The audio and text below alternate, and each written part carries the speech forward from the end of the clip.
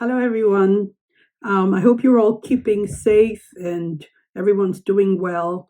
These are really strange and unprecedented times, and I just pray that you're all taking good care of yourselves physically, mentally, emotionally, relationally as well. For those of you who might not know me, my name is Alache. I've been attending Gateway for about 5 years now with my family, my husband Deji. We've got three sons, Timothy, Nathan, and Jesse, and Priscilla, who also lives with us.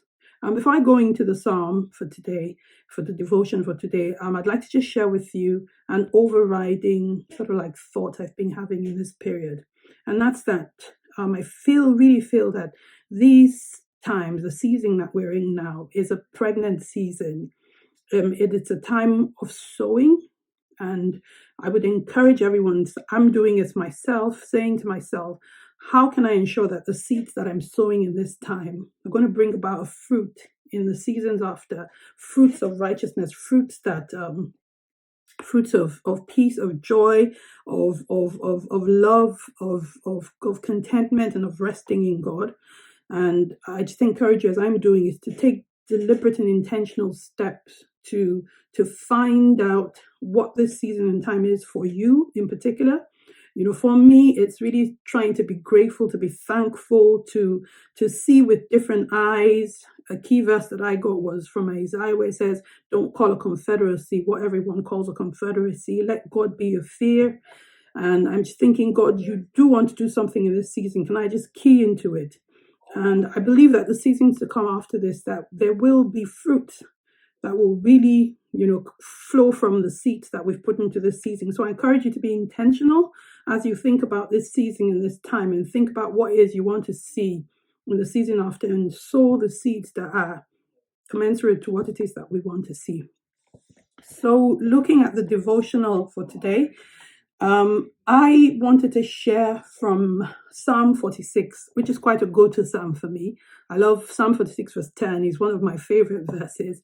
And I wanted to share with you some of the thoughts and the impressions the Holy Spirit has been giving me over time as I read this chapter. I'm not going to read the entire chapter, but I encourage you in your own time, please spend time in this psalm. It's one of those ones you want to soak in. Lots of good stuff going on in Psalm 46. But I'll be focusing today on a few verses from the Psalms, and we can just read together. I pray that God will speak to you and you'll be blessed. I've been blessed by Psalm 46. So Psalm 46 in verse 1 and 2 says, reading from the New Living Translation, says, God is our refuge and strength. He's always ready to help in times of trouble. So my response to that is, we will not fear when earthquakes come and the mountains crumble into the sea. Just the picture that just even creates. God being our refuge and God being our strength. If ever was a time when we needed to find anchors and strength for our life, this is a marker period. But God says, I'm your refuge. Running to me, you will find safety, you will find peace, and I will hide you.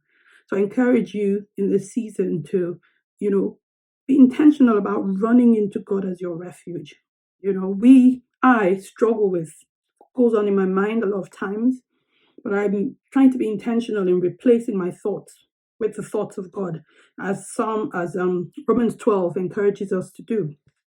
So I say, think of God as your refuge, your place of shelter, your place of hiding, your place of safety, and deliberately running to Him in these seasons. Counter the thoughts that are not His thoughts with, the truths of the things that He's saying, and stay safe in God. And He is our strength. He strengthens us. So, there's a place in the Bible that speaks about God giving us beauty for ashes and strength for fear. And that's such a beautiful picture, that I can take my fears and my cares and my worries and I exchange them. What a divine transaction. And I exchange them for God's strength. I really love the preach on Sunday last week. I think it's Phil from the church in Bedford, who spoke about when we train in times of wilderness, one of the things that we build is resistance, like in training, when you're doing resistance training in the gym, and that it builds strength and character in us. God indeed is our strength. I also want, if we just look at verses 5 through to 7, it says that God dwells in that city, and I speak of that city about being me, and it cannot be destroyed. From the very break of day, God will protect it. The nations are in chaos and their kingdoms crumble. God's voice thunders and the earth melts. The Lord of heaven's armies is here among us. The God of Israel is our fortress. It just paints such amazing pictures for me. God dwells in the city, dwells in me, He dwells in you. He lives inside of you. There was the NIV translation of verse 5 says, God is in the midst of her. She cannot be shaken. So think about the very core of your being anchored to this truth that God is in the midst of you. So no matter how things are shifting round about us, and I know that these are uncertain and concerning times for a lot of us, changes everywhere and every day. But you can stay secure in just that assurance that God is in the midst of you. He's in the midst of this. He's not gone on vacation. He's not like abdicated his throne. He is in the midst of you. You will not be shaken. Remember Sunday school lessons about, there was a song about the guy who built his house upon the rock. There's the kiddies praise song that says, don't build your house on the sandy land. Don't build it too near the shore. When the rain comes down, you will have to build twice. Have to build your house once more. Build your house upon the rock. Lay the strong foundation on a solid ground. And when the storms come and go, peace of God you know. It's a kiddies song, but it's so true. We're built on the rock, so storms will come. Life will have storms. Again, from the preach on Sunday. We're so open and vulnerable, Phil was, and sharing his own life stories. Storms will come. That's the thing about life. He says, in this life you will have many troubles, but do not fear, for I have overcome. So he is within you. He's in the midst of you. Do not fear. Do not worry. Do not be afraid. Do not stay in fear. If we just share and look in verse 10 as well. Now, like I said, for me, this is one of my anchor verses. It says, be still, in verse 10, and know that I am God. I will be honored in every nation. I will be honored throughout the world. So I personally consider myself, I call myself more Martha than Mary. And for those of you who don't know the stories about these two sisters who were friends of Jesus, Mary and Martha, and Jesus went by theirs one day. Martha was, going all around the house, being hurried, preparing different things for Jesus and the disciples. I can imagine her putting food in place, making sure that wherever it was, if they were going to be spending the night, that there were beds ready and everything was sorted out and organized. And Mary was just sat at the master's feet, sat at Jesus's feet, listening to him. And I think she eventually got a bit ticked off, and Martha went to Jesus and said, Master, will you tell my sister to come around and help me? She just sat there listening to you, and I'm, busy doing all of this work. And then Jesus said to her, Martha, Mary has chosen the better thing. He says, you are busy with too many things. It's only one thing that is necessary. And Mary, has chosen it, and it won't be taken from her. So I consider myself more Martha than Mary, because I tend to get in a spin and just need to be doing and doing and just being busy. So one of the key things that God has spoken to me about, and I want to share with you, is the need for us to be still.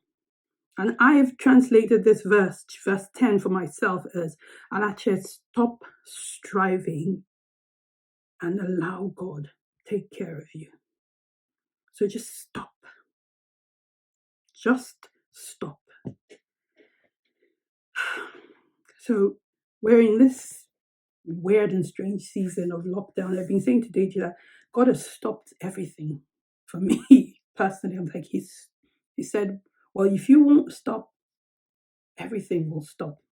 And it's such a moment, it's such a bubble moment in time when we have the space I know not all of us have the space. A lot of people are still working, key workers and those in the front lines. But a good majority of us, we have the space and the time now. Can we just be still? And it's a real challenge. And I can tell you it's a challenge for me. I'm the kind of person who wakes up and has a long to-do list for the day. But sometimes God is saying to you, put away your to-do list, put your hands down. I mean, how many of you parents, you would know how difficult it is to dress a baby that's squirming all around the changing table and won't stay still. And sometimes you just want to say to the child, stay still. And I just feel that, this is such a strong message to me. God says to me, you've got to be still. Stop your striving and let me take care of you. And I want to share that message with you today, the message from verse 10, very particularly for some of us. But if you're like me, and it's really difficult for you to just be still, this is a moment in time where we can practice and learn about being still. For me, it's also coming to the realization that what God wants me to be for Him, or with Him rather, it's just that to be. I mean, we are called human beings, people say, and we're not called human doings. So it's to learn to just be with Him, walk at His pace, stop when He says to stop, go when He says to go, and truly learn to be still. In the still place, there's so many blessings. There's so many blessings, I often say to my boys that when you feel pressure to make a decision, if you can, that's really like the best time to step away and not make the decision. Give yourself time. And so I'd also say to us that, this time, take the time that's been given to us. Take the time that's been given to us and, learn to just be still. Be still and know that God is God. Know Him intimately, know Him personally, experience Him as sovereign, as supreme, and as more than enough. I hope this has blessed you, and I look forward to fellowshipping with everyone whenever lockdown is over. Take care and God bless.